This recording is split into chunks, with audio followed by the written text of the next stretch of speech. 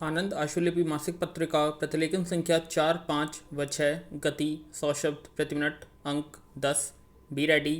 3, 2, 1 start. महोदय, हम बिल्कुल अलग थलग रूप से इस पर विचार करते हैं।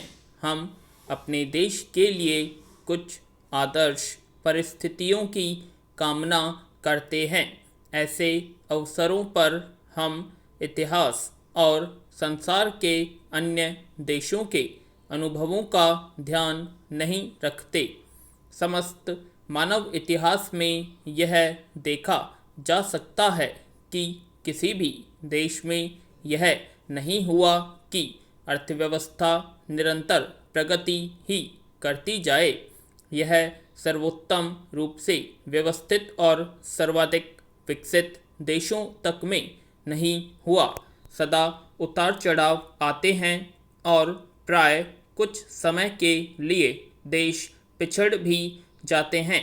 यदि देश में सूखा पड़ता है अथवा मंदी आती है तो यह ऐसी समस्याएं हैं जिन पर रचनात्मक आलोचना के द्वारा विचार किया जाना चाहिए। यदि हम आर्थिक मोर्चे पर ऐसी किसी असफलता को देखते ही निराश हो जाएं, जो उन कारणों से हुई जो हमारे नियंत्रण से बाहर थे, तो काम करने और संघर्ष करने की प्राय कोई प्रेरणा नहीं रह जाएगी।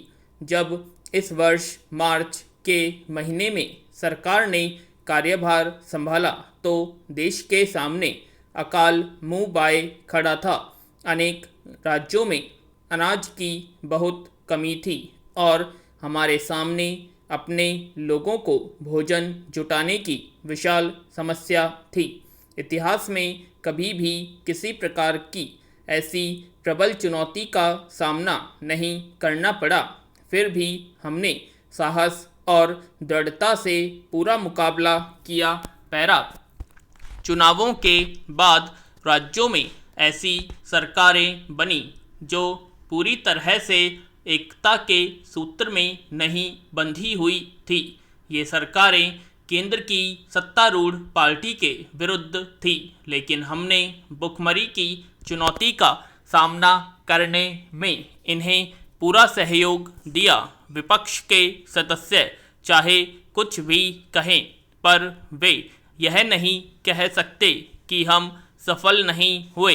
राज्यों के उनके अपने सहयोगी इस बात के साक्षी हैं कि हमने लाखों लोगों के जीवन की रक्षा करने में सफलता प्राप्त की।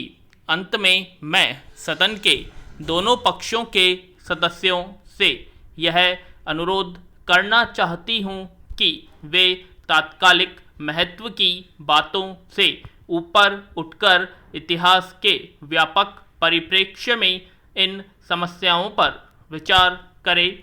हमने स्वतंत्रता के छठे दशक में प्रवेश किया है। देश की आधी जनता का जन्म स्वतंत्रता के बाद हुआ है। अतः इन लोगों को इस बात की जानकारी नहीं है कि गुलामी का क्या अर्थ होता है, और वे नहीं जानते कि गुलामी समाप्त करने के लिए कैसा संघर्ष करना पड़ता है।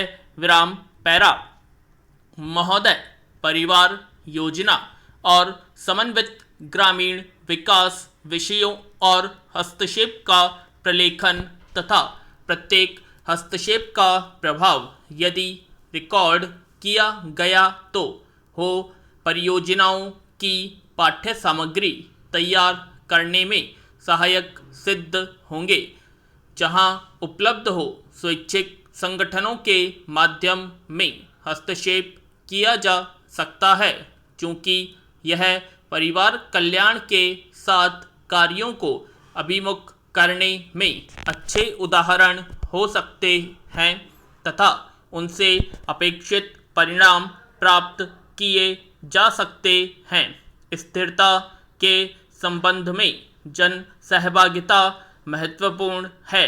इस सहभागिता को प्राप्त करने हेतु विभिन्न पद्धतियां अपनाई जा सकती है, जैसे भारतीय जनसंख्या परियोजना IPP तथा कार्यरत महिला संघ आदि में अपनाई जाने वाली कम लागत अथवा बिना लागत वाली पद्धतियों की परियोजनाओं को अपनाने का प्रयास करना।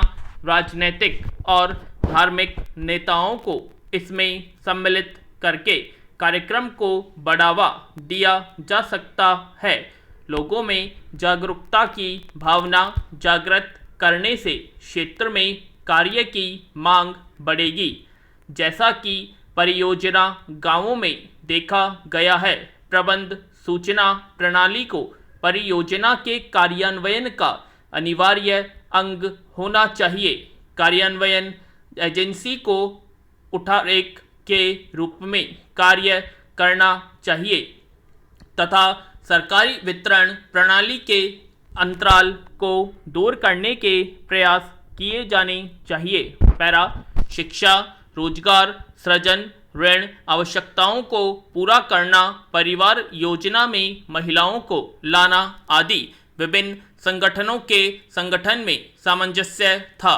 हालांकि कल्याण उपायों को परिवार कल्याण से जोड़ना एक राजनीतिक प्रश्न है और इसका प्रयोग 2 बच्चों वाले परिवार में सावधानी पूर्वक किया जाना चाहिए, क्योंकि पहचान किए गए केवल 1/3 लाभ भोगी कल्याण कार्यक्रमों की सीमा में आते हैं।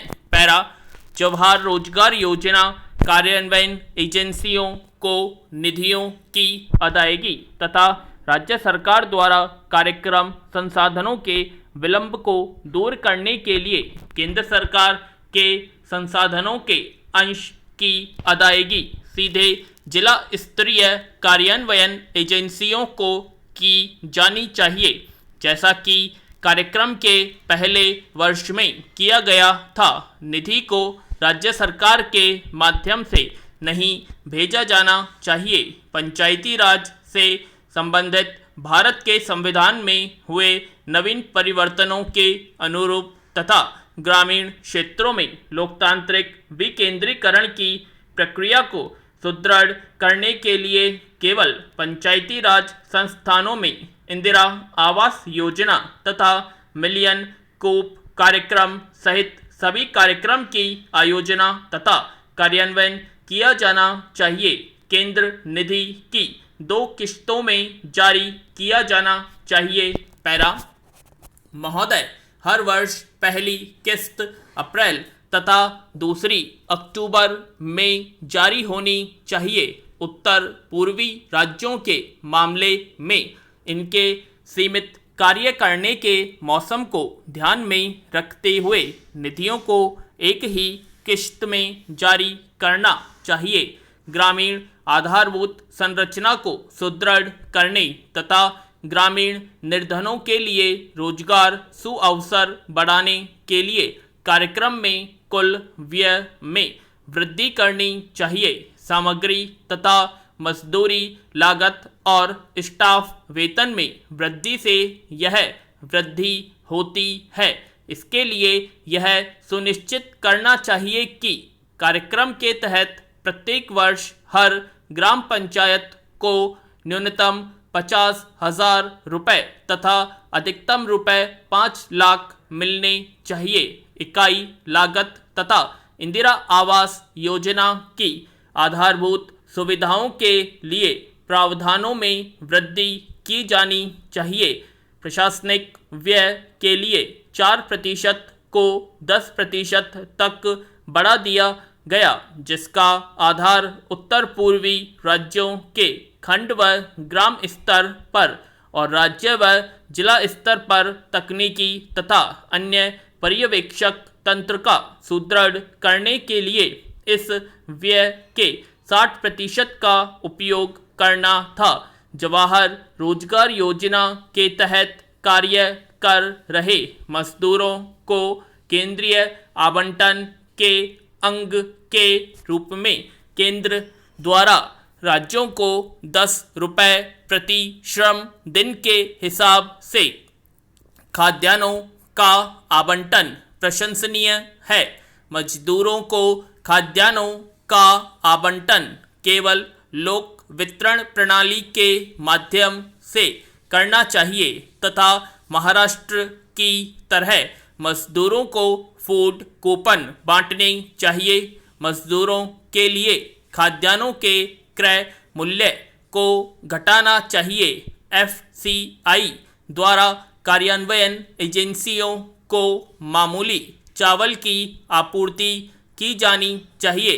कार्यक्रम की कार्यान्वयन एजेंसियों को पर्याप्त मात्रा में दिए गए खाद्यान्नों को सुनिश्चित करना राज्य व जिला स्तर की कार्यान्वयन एजेंसियों को पहले ही अपने खाद्यान्नों की आवश्यकता की योजना बनानी चाहिए ताकि एफसीआई इसको जारी कर सके।